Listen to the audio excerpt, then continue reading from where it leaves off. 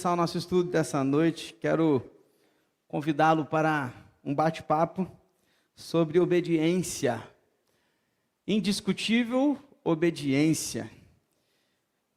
Vamos aprender um pouquinho mais lá no 1 Reis, capítulo 13. Então, abra sua Bíblia aí no capítulo 13 do primeiro livro de Reis. Deixe aí sua Bíblia aberta.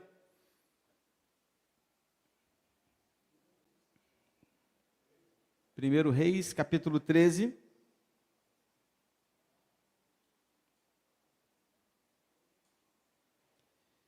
E nós vamos passar por todo esse capítulo hoje. Eu convido a ficar atento aí, praticamente não, nós vamos ler todo o capítulo hoje, de uma história, de um momento muito interessante que acontece, surpreendente até em um momento, e você vai entender por quê daqui a pouco. Mas vamos lá, vamos nos situar novamente. Há 15 dias eu disse para você que o reino havia se dividido, lembra disso?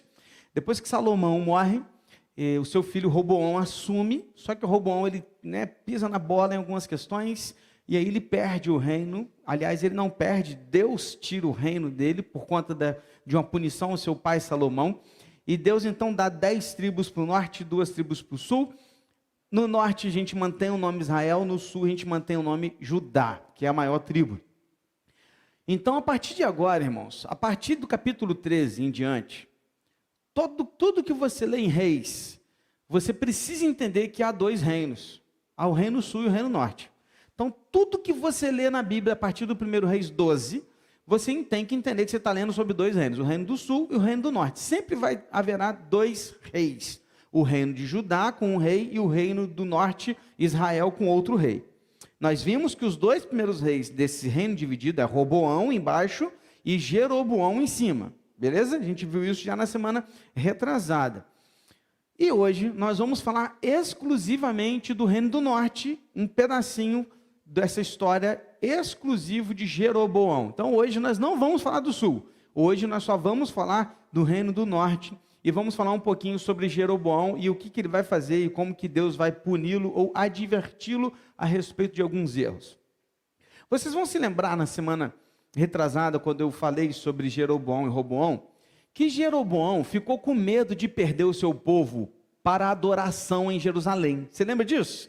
E aí, por conta disso, o que ele fez? Ele criou novas regras, ele criou novos altares, ele fez novos sacerdotes, tudo no Reino do Norte. Então, o povo do Reino do Norte não passou mais a ir para Jerusalém, no templo de Jerusalém, que era o local de adoração, e eles então ficaram apenas no Reino do Norte. Eles não desciam mais para Jerusalém para adorar ao Senhor.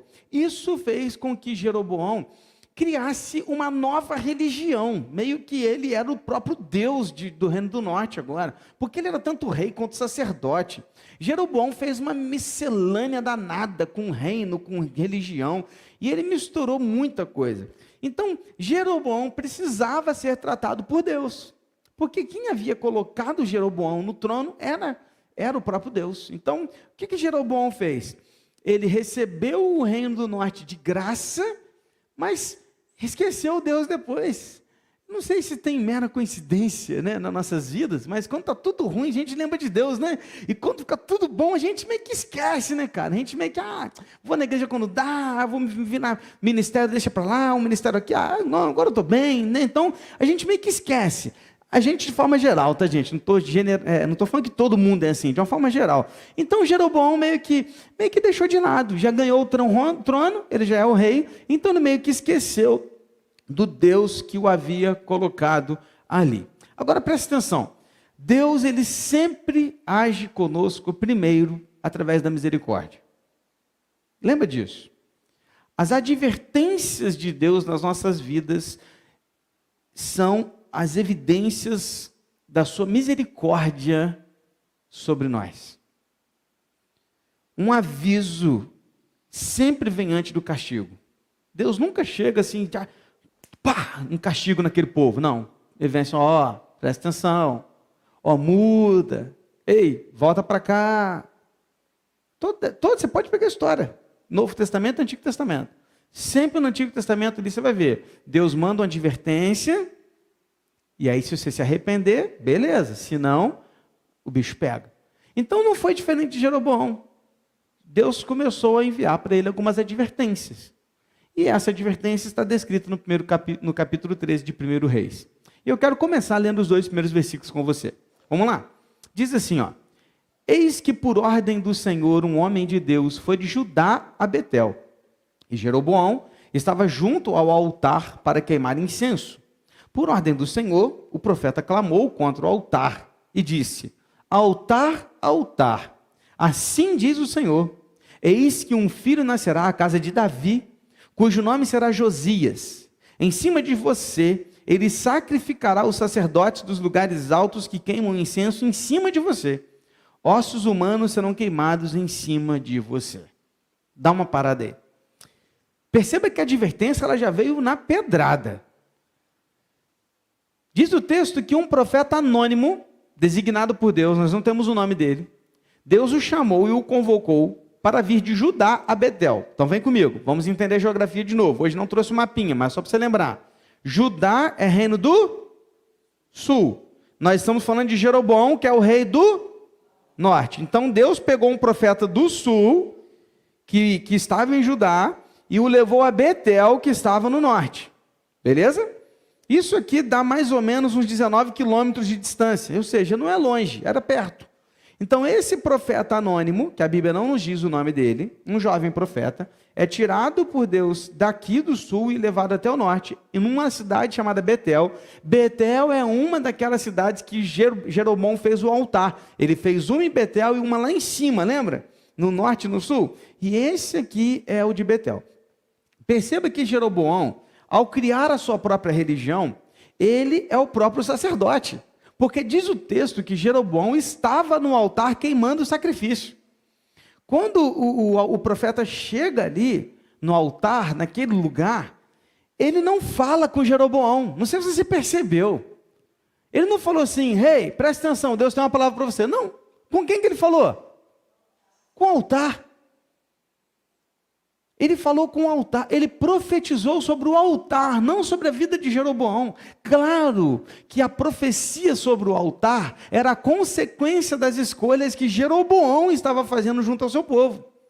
Mas era como que se Deus não quisesse mais se dirigir a Jeroboão, um homem tão cheio de si e ocupado com seus planos, que não tinha tempo para ouvir a Deus.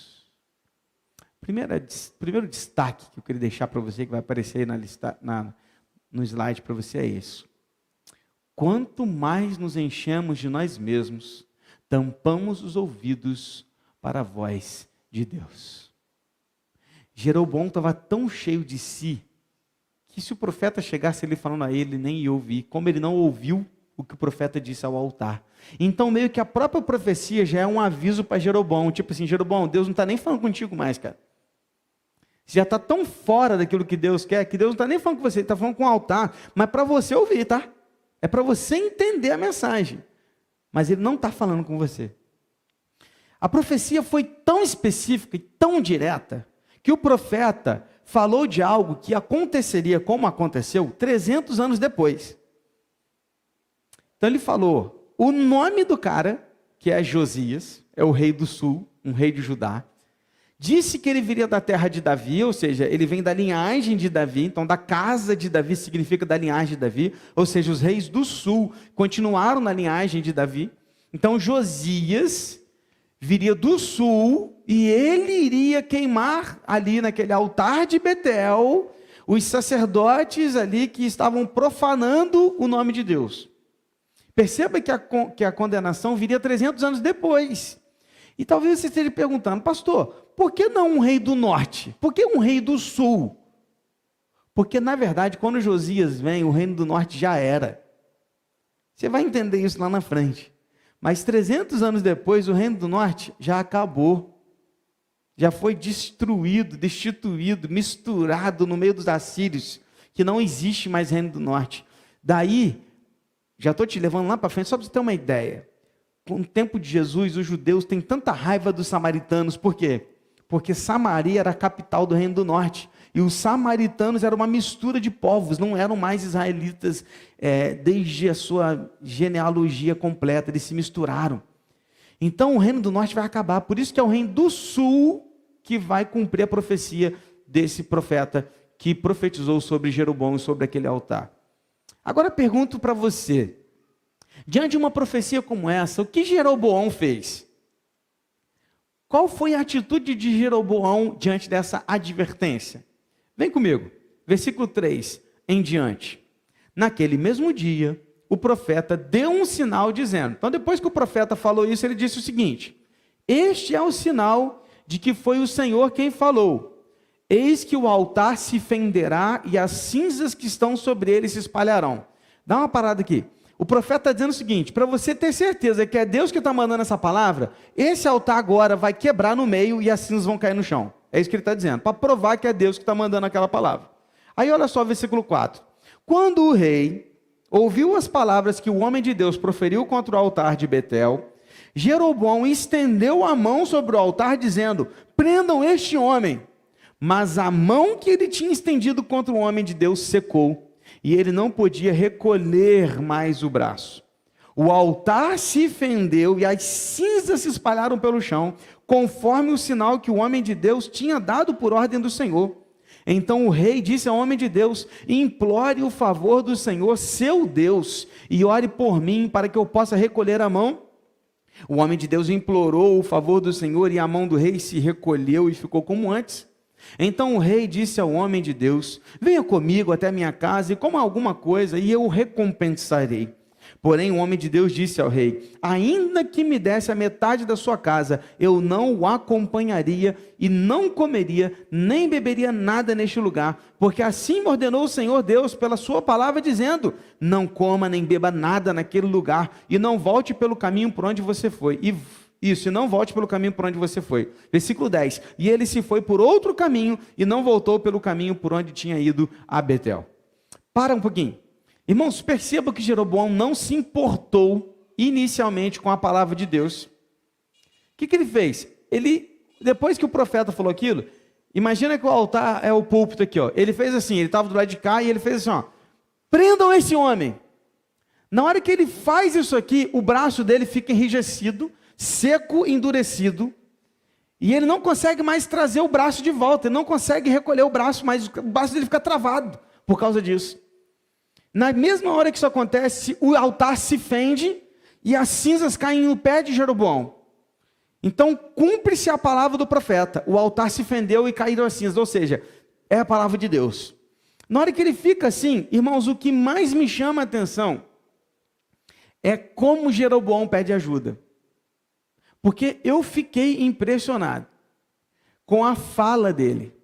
Irmão, Jeroboão era do povo de Israel.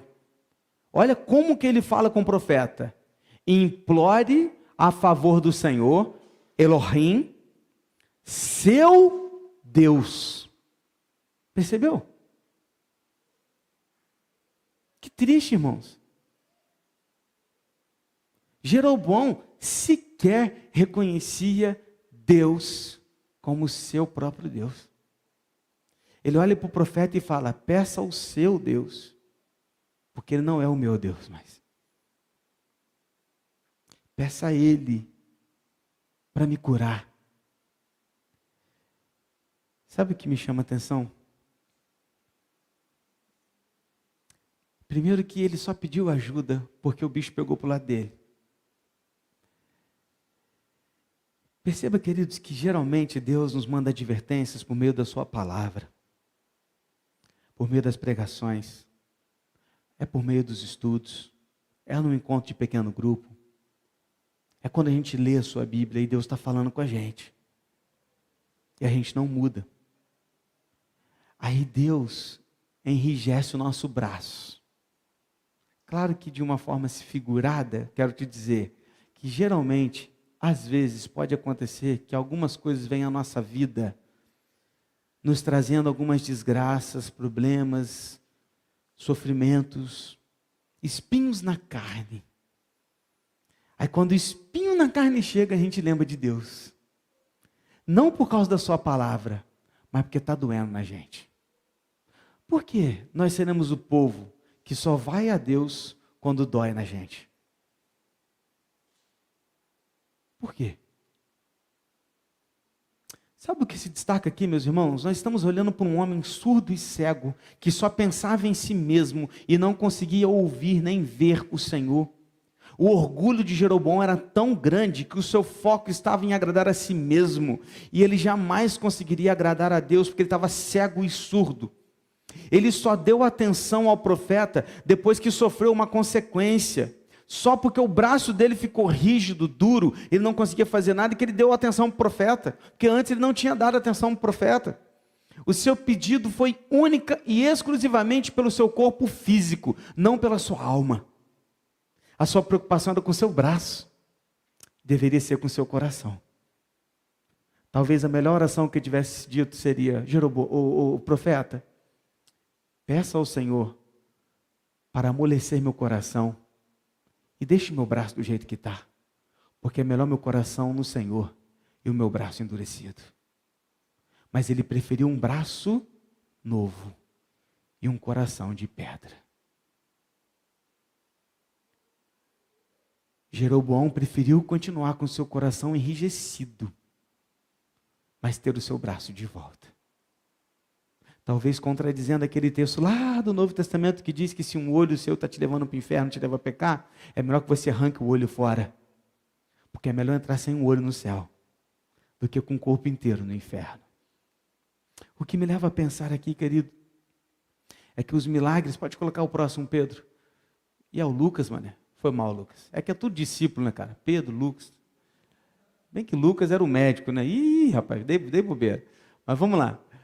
Os milagres por si mesmos não convencem da culpa nem produzem fé salvadora, mas chamam a atenção para a palavra. Aquele profeta estava ali para fazer alguns milagres, para levar Jeroboão a se voltar para Deus.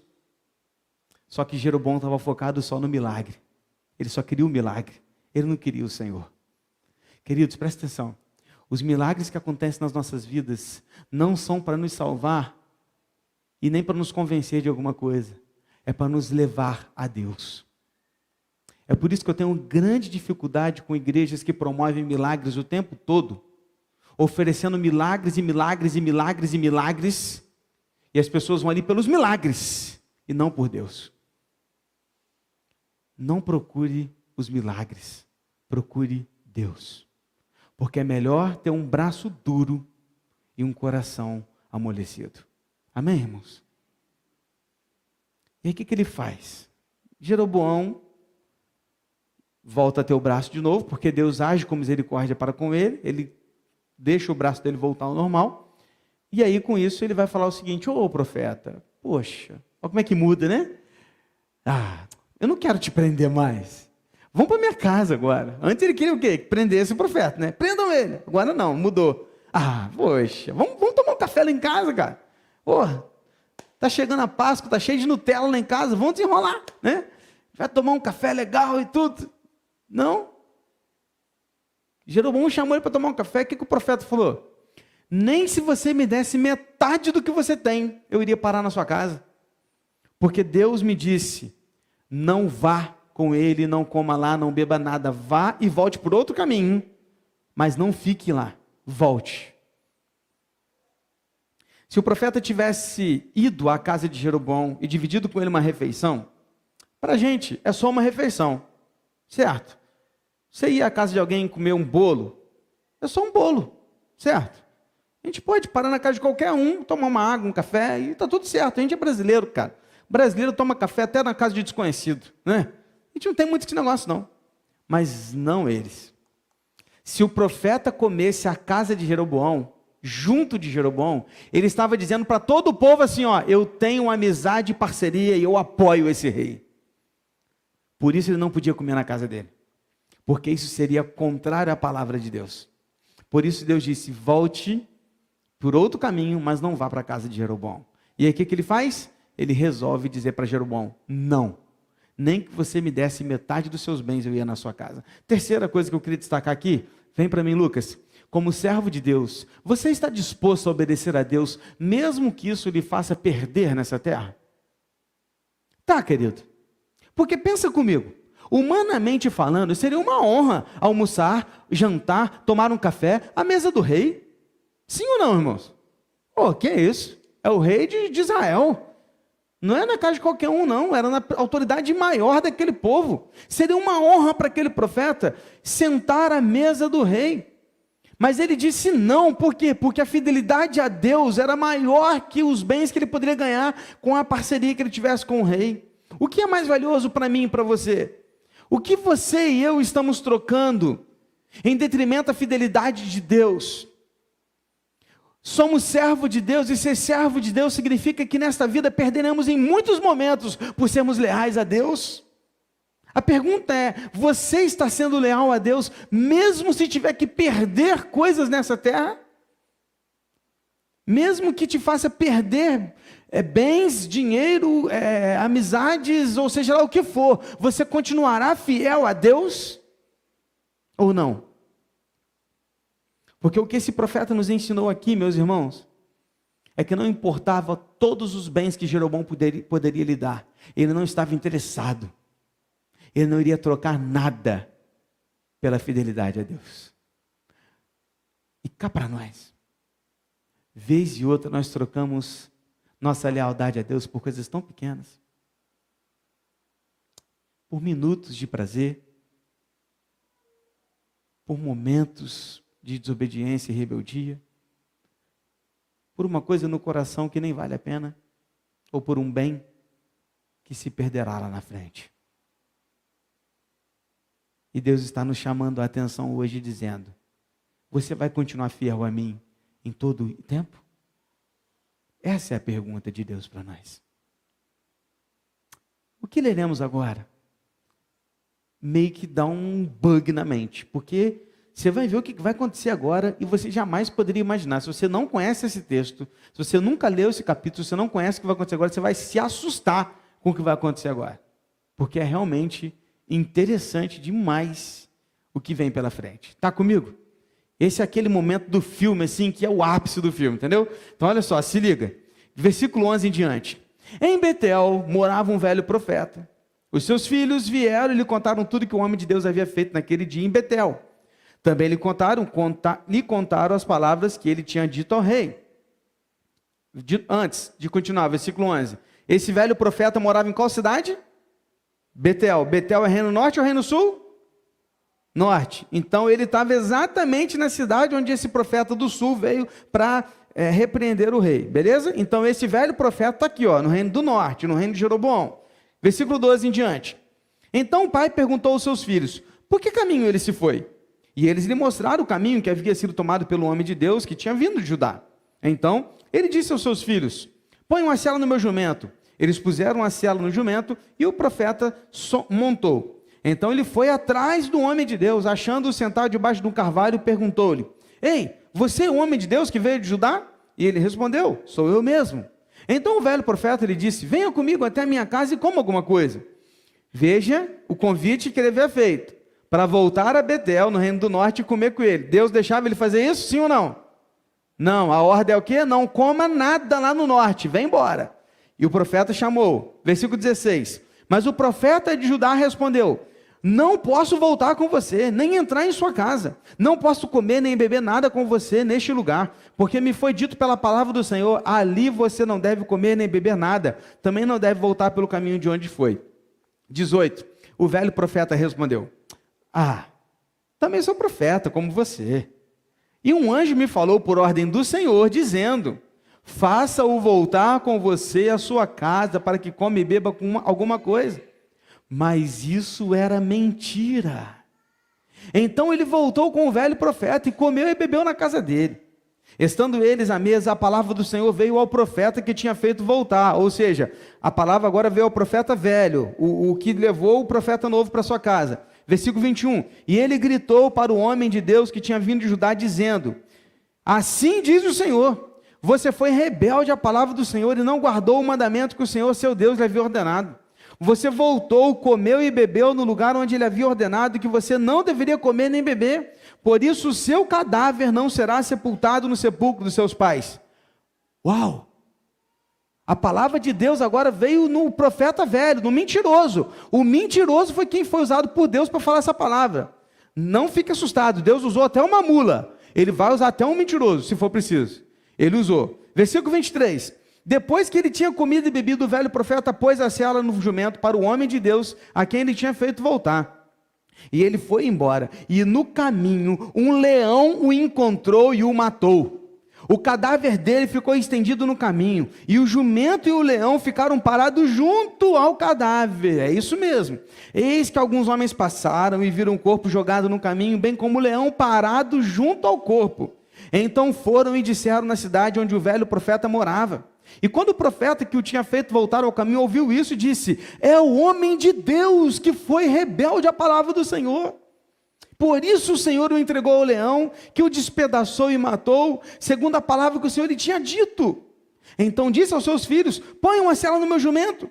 E eles fizeram o que o pai pediu. Ele foi e encontrou o cadáver estendido no caminho, e o jumento e o leão parados junto ao cadáver. O leão não tinha devorado o corpo, nem despedaçado o jumento. Então o profeta levantou o cadáver do homem de Deus, pôs sobre o jumento e o levou de volta. Assim o velho profeta entrou na cidade para chorar e sepultar. Depositou o cadáver no seu próprio sepulcro e o prantearam, dizendo: ah, meu irmão. Depois de haver sepultado, disse aos seus filhos: quando eu morrer, sepultem-me no túmulo em que o homem de Deus está sepultado. Ponha os meus ossos junto aos ossos dele, porque certamente se cumprirá o que por ordem do Senhor ele clamou, contra o altar que está em Betel e contra todos os templos que existem nos lugares altos da cidade de Samaria. Inacreditável, sim ou não? Gente, como assim, pastor? O homem de Deus. Por quê? Vamos aos fatos. Vamos entender tudo. O profeta do norte, esse velho profeta, morava lá em Betel. Logo, ele estava debaixo da autoridade de Jeroboão. Logo, ele via todas as barbaridades que Jeroboão estava cometendo e não fez nada. Se esse profeta do norte fosse alguém santo, Deus o teria usado para falar ao rei. Mas ele não era, porque senão Deus teria usado, e não, Deus não o usou. Outra coisa que pesa contra o caráter desse homem é o fato dele ter mentido ao outro profeta, dizendo ao outro profeta que um anjo me falou por ordem do Senhor. Dá uma parada aqui, porque agora, querido, você precisa entender uma coisa muito séria. Vê se... Não, volta, pode voltar, ainda não é essa não. É algo muito sério usar o nome de Deus para conseguir o que deseja. Sabe, meus irmãos, nós precisamos tomar muito cuidado ao ouvir qualquer um por aí. Infelizmente, há muitos falsos profetas usando o nome de Deus para enganar o povo, alcançar seus objetivos pessoais. E isso tem feito com que muitas pessoas abandonem a fé que nunca tiveram, porque se fosse uma fé verdadeira, essa pessoa não abandonaria a igreja, mas procuraria uma igreja séria. Mas muitos abandonam a fé, ou seja, saem do ambiente da igreja e largam a igreja, não querem nunca mais ver a figura de um pastor na sua frente, ou qualquer tipo de igreja na sua frente, porque tem raiva da igreja por causa de tudo aquilo que ele ouviu e era mentira. Sem dúvida, tais homens deixam uma marca muito negativa e prejudicial na vida de muitas pessoas. Agora, semana passada, uma irmã me mandou um vídeo de uma mulher, não sei o nome dela não, mas a mulher começou a andar, e aí ela andava e o pessoal venerava a mulher. E até que ela chegou num lugar, tipo um púlpitozinho assim, mas tinha um degrauzinho. Aí ali ela sentou, aí ela ajoelhou, depois que ela olhou, ela subiu assim em cima e ficou abençoando as pessoas que passavam, e uma das gritou assim: ô minha rainha! Numa igreja evangélica. Sabe, querido, tenha muito cuidado com aqueles que usam o nome de Deus. Eu confesso para você que tem vezes que eu fico até triste. Eu ouço de algumas pessoas da igreja que vão em outras igrejas para ouvir revelação, procuram orientação de outros pastores, outros irmãos, de uma linha teológica completamente diferente da nossa, que não é perfeita, não estou falando que a nossa é perfeita não, mas pelo menos a gente está tentando agir de acordo com a Bíblia, com fidelidade e seriedade.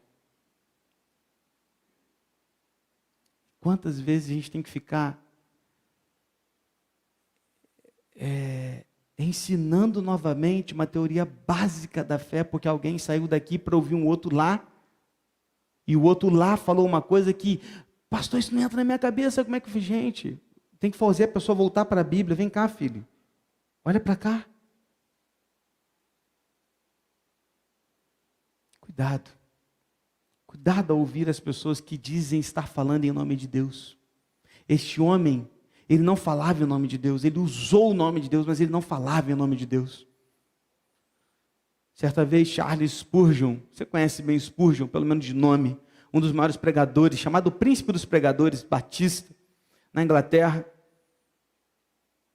na sua igreja, tabernáculo metropolitano, certa vez um homem chegou a ele com alguns problemas emocionais, e esse homem chegou para ele e disse o seguinte: Spurgeon, queria te dizer que Deus me revelou que domingo que vem sou eu que vou pregar no seu lugar.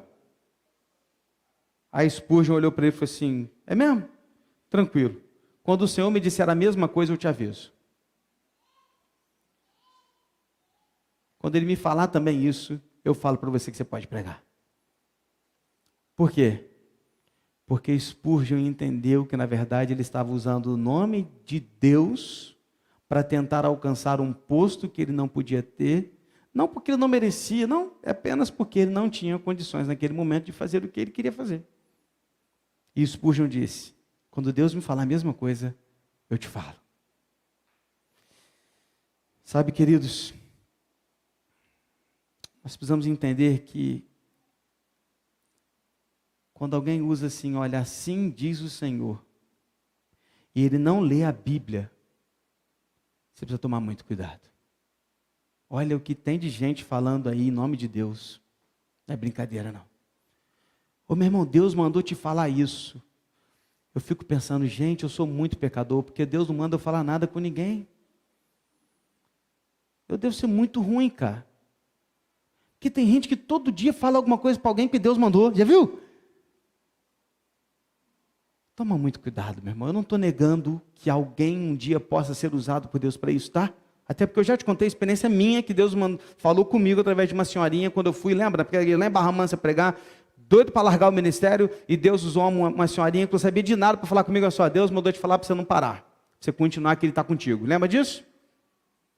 Eu sei que foi Deus, naquele momento eu sei. Agora, eu tenho 10 anos de ministério. Foram pouquíssimas as vezes que isso aconteceu, raríssimas vezes. Cuidado. Cuidado, porque tem muita gente aí usando o nome de Deus em vão. Esse profeta usou o nome de Deus em vão, ele destruiu a vida de outra pessoa. E lembre-se, no último domingo eu preguei sobre as garantias que o Espírito Santo, que Jesus Cristo nos deixou. Você lembra? Uma dessas garantias qual que era? Que nós temos o Espírito Santo, que estará conosco todos os dias, e ele vai nos ensinar o quê? A Bíblia. Lembra? Presta atenção. Presta atenção. Como igreja, nós somos ensinados aqui na pregação da palavra, em várias situações nós usamos a Bíblia para ensinar, instruir, argumentar, exortar, mas não permita que ninguém fale com você além da Bíblia a respeito de qual é a vontade de Deus para você.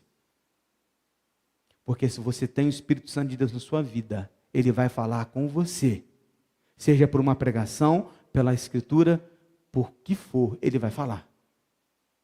Porque você tem o Espírito Santo de Deus. Aquele profeta mentiu ao outro profeta. E ao contar uma mentira, o profeta idoso tentou o rapaz, mas aceitar aquela volta. Ele, o profeta mais novo, o homem de Deus, tentou a si mesmo e o próprio Deus. Por quê, pastor? Então vamos lá. Deus falou com aquele profeta para sair de Judá e ir lá falar ao altar, para fazer o que ele tinha que fazer e voltar para cá. Ok? Deus falou com ele. Por que Deus agora iria mandar um recado por outra pessoa? Então, qual era o papel que esse profeta deveria ter feito? Deus mandou? Espera aí. Vai para o cantinho, dobra o joelho. Senhor, esse homem aqui está falando que o senhor mandou para lá, mas o senhor não mandou ele para lá. O senhor pode me falar que é verdade? Eu ouço esse homem ou não? Quantas vezes Davi fez isso? Lembra? Poderia ter feito isso ou não? Sim. Mas ele negligenciou a liberdade que ele tinha com Deus para ouvir a voz de um homem para ter um benefício naquilo, e ele voltou para a casa daquele homem. Presta atenção, isso que eu quero que você guarde. Próximo.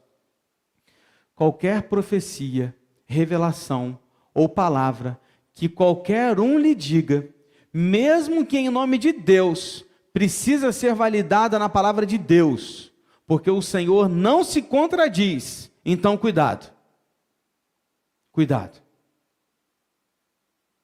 Então, se alguém chegar para você e falar assim, ó, Deus mandou te falar isso, você pega para você e fala, amém, meu irmão, obrigado. Guarda lá contigo e vai para a Bíblia. Deixa eu ver se essa palavra aqui contradiz a Bíblia.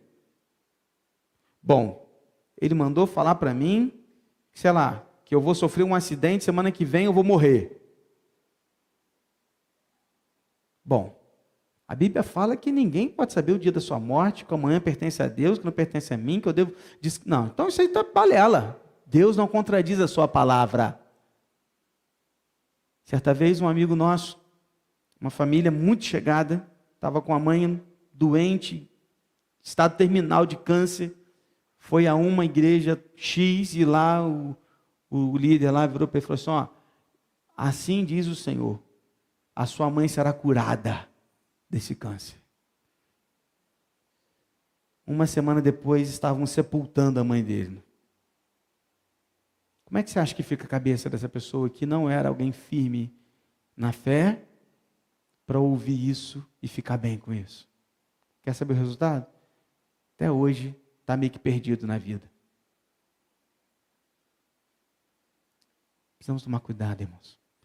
Não ouça qualquer profecia, revelação, palavra de qualquer um, que ainda que venha em nome de Deus, se não for validado na palavra de Deus, é mentira. Lembra de Paulo? Se baixar um anjo aqui te ensinar um outro evangelho, considere um anátema. Porque se ele for contra a Bíblia, ele está errado. Sabe qual é o problema? O problema é que a gente não conhece a Bíblia. Esse é o problema. A palavra de Deus veio a ele, então, agora, através desse homem velho, que de alguma maneira foi usado por Deus, meio que, na hora ali, soltou, ó, por causa disso, você vai morrer e não vai ser sepultado com seus pais. Aquele homem deve ter tomado um susto, né? Tanto que ele logo foi embora, arrumou a sela do jumento e foi embora. Indo embora, pensa comigo se isso não é um milagre. Pensa comigo. Estava no caminho, de repente encontra um leão. O leão parte para cima dele e o mata. Cai o cadáver no chão e o leão para do lado e fica olhando. E do lado do jumento. Fica o jumentinho de um lado e o leão do outro. Eu fico imaginando essa cena. O leão parado de um lado, lá dormindo, né? O rei leão. E o jumentinho ali pensando, né? Deu ruim para mim, né? E nada, né? Eu fico imaginando o burrinho olhando assim, está parado ainda, não vai fazer nada. E diz o texto que passou gente, olhou aquilo, passou gente, olhou aquilo, passou gente, olhou, ou seja, não foi um negocinho assim de 2 minutos, não, irmãos. Passou tempo. Tanto passou o tempo que a notícia chegou lá em Betel e o profeta velho ficou sabendo, colocou a mão na cabeça, meu pai, eu que sou culpado disso. Colocou a sela no jumento dele, foi até lá, chegou lá e viu o quê? O leão parado e o jumento do outro. O cabra macho foi lá pertinho do leão, pegou o cadáver do homem, colocou sobre o jumento e o levou para casa. Sepultou no seu sepulcro e reconheceu aos seus filhos. Quando eu morrer, vocês me sepultem aqui. Porque eu vou te dizer uma coisa, o que esse homem disse é verdade. Isso vai acontecer. Porque esta é a palavra de Deus. Eu fico pensando, você talvez esteja pensando isso. Pastor, Deus não foi muito duro com esse homem? Será que Deus não podia ter agido de misericórdia com ele, pastor? Presta atenção numa coisa. Há uma lição aqui, que é essa. Próximo. Se o Senhor castigou a desobediência de um profeta iludido, quão mais severo seria seu castigo sobre um rei perverso que pecava deliberadamente? A lição aqui era para mostrar uma advertência de novo para Jeroboão. Para Jeroboão entender o seguinte, fica ligado. Se Deus pode fazer isso com um profeta que foi enganado e desobedeceu a Deus, mas ele foi enganado, quanto mais ele não vai fazer com você que continua deliberadamente pecando contra ele. A grande questão aqui, queridos, é a indiscutível obediência.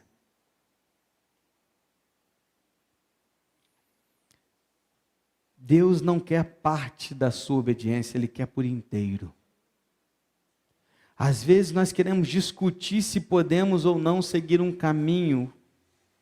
É burrice achar que nós sabemos encontrar o caminho certo, quando Deus disse, não vá por ali. Deus sempre manda advertências, e às vezes pode ser tarde demais. A verdade é que nós precisamos fazer uma análise verdadeira e profunda, se estamos verdadeiramente servindo a Deus. O que Jeroboão fez? Agora ele se arrependeu, né? Versículo 33, para a gente terminar, diz assim: depois dessas coisas, Jeroboão ainda persistiu em seu mau caminho. Continuou a constituir pessoas tiradas do meio do povo como sacerdotes para os lugares altos, a quem o desejasse. Ele consagrava para sacerdotes dos lugares altos, e isso se tornou em pecado a casa de Jeroboão, para destruí-la e extingui-la da face da terra. Mas pastor, Jeroboão vai sair ileso? Calma, não perca o próximo capítulo. Fechando, para a gente terminar. Nunca se esqueça de 4 coisas. Vem comigo, Lucas. Primeiro, finalizando até a questão do profeta, do porquê do profeta ter sido tratado dessa maneira. Primeiro, a obediência pode levar as pessoas a situações difíceis. Então, a obediência daquele profeta o levou a uma situação difícil. Ter que profetizar contra um rei e depois dizer não a ele e voltar para o outro caminho. Obediência. Deveria ter continuado sido obediente a Deus, mas não foi. Isso nos leva à segunda questão. A obediência, leva as pessoas a enfrentarem situações em que é difícil tomar decisões adequadas. Pode pôr 2, Lucas.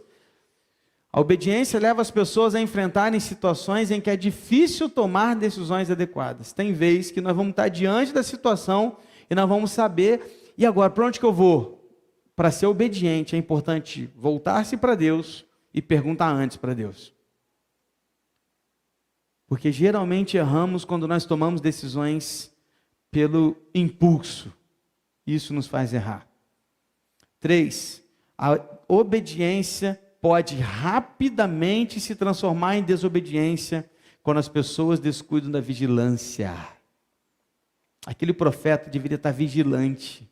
Primeiro que ele devia estar em Judá já, e ele estava no caminho ainda descansando. Já devia ter ido embora. Está em casa, mas ele parou. Não vigiou. Geralmente, quando nós saímos de uma grande vitória, nós ficamos expostos para uma grande derrota, porque nós não continuamos vigilantes. Por isso que é melhor a gente estar em situação de desafios que em situações de vitória. Aquele que está em pé, cuidado para não cair. Vigilância. E o 4, e final, é que a desobediência leva ao castigo, independente da fidelidade e dos serviços prestados no passado. Está aí a sua resposta. Pastor, mas aquele homem fez o certo antes.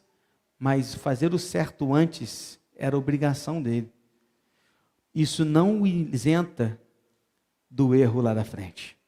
Por isso, não existe salvação pela lei. Ninguém vai ser salvo pelos seus atos. Porque todos nós, ainda que tenhamos fidelidade, ou tenhamos prestado um serviço legal para Deus no passado, um dia a gente vai errar. Ou seja, ninguém vai ser salvo pela lei. Só seremos salvos pela graça. Por quê? Porque a desobediência sempre levará ao castigo, independente do quanto fomos fiéis antes. Então, cuidado em achar que você tem crédito com Deus e você pode pecar à vontade, porque você já fez muita coisa boa para Deus. Cuidado. Cuidado. Os seus créditos do passado não são créditos. É apenas resultado da graça de Deus na sua vida. Continue vigilante. Às vezes nossos filhos têm dificuldade de entender isso, né? Que às vezes eles estão indo bem, assim, eles erram numa coisa, a gente vai lá e dá uma chinelada, né? Põe de castigo. Aí eles, pai, eu também não estou bem até hoje, mas errou aqui, tem que aprender de qualquer jeito, né? Assim somos com Deus. Não queira achar, querido, que, não, Deus, estou indo tão bem até aqui. Não, querido, errou, vai ser castigado, porque é assim que Deus nos ensina. E é assim que nós precisamos continuar ensinando os nossos filhos também, a ser obedientes em todo o tempo. Amém? Indiscutível obediência. Seja obediente de forma indiscutível a Deus. Não existe caminho melhor que o caminho do Senhor. Vamos orar? Pai, obrigado, Deus, por esse estudo, obrigado pelos ensinos aqui trazidos a nós. Continua a nos mostrar a Tua verdade, continua a nos mostrar como o Senhor se agrada e não se agrada das nossas atitudes. E hoje um ensino tão relacionado à graça, obediência, advertências e castigo. Que possamos entender isso. Que nós não fomos chamados para uma obediência curta, momentânea ou discutível, mas que o Senhor nos convida a uma obediência indiscutível. E não importa o quanto o nosso passado foi bom, o que importa é o quanto nós seguiremos fiéis ao Senhor. Até porque não se trata de nossas obras, mas se trata da Tua graça. Até porque se fosse para nossas obras, perdidos estaríamos para sempre. Obrigado, porque é pela Tua graça que o Senhor nos traz salvação. Ajuda-nos a aprender estas lições, possamos levar para nossas casas e praticá-las no nosso dia a dia, em nome de Jesus. E agora, o amor de Deus o Pai, a graça salvadora do nosso Senhor e Salvador Jesus Cristo, a comunhão e a consolação do Santo Espírito de Deus, e seja com todo o povo de Deus espalhado na face da terra, mas em particular com o Teu povo aqui neste lugar, agora e para todo o sempre. Amém, Senhor. Que Deus assim abençoe a sua vida. Amém? Cuidado com o leão pelo caminho. Que Deus te abençoe.